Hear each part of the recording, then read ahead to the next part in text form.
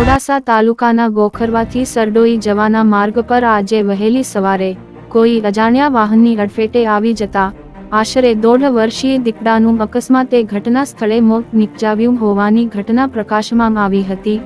ઘટનાની જાણ Modasa range forest ઓફિસરને થતા અધિકારી સહિત વન કર્મચારીઓ ટીમ ઘટના સ્થળે પહોંચી તપાસ હાથ ધરી હતી। વન વિભાગની ટીમે દીકરાના મૃતદેહનો કબજો મેળવી મોડાસા પશુ દવાખાને લાવી પીએમ કરાવી। વન વિભાગે દીકરાના મૃતદેહને ચાંદ ટેકરી વન વિભાગની કચેરીએ લાવી દીકરાના મૃતદેહની અંતિમ વિધિ માટેની તજવીજ હાથ ધરવાની સાથે સમગ્ર ઘટનાની ઝીણવટભરી તપાસ હાથ ધરી હતી। છેલ્લા 5 મહિનાથી 4 દીકરા પરિવારના લાલપુર, ગોખરવા, બાકરોલ પંથક હતો વસવાટ।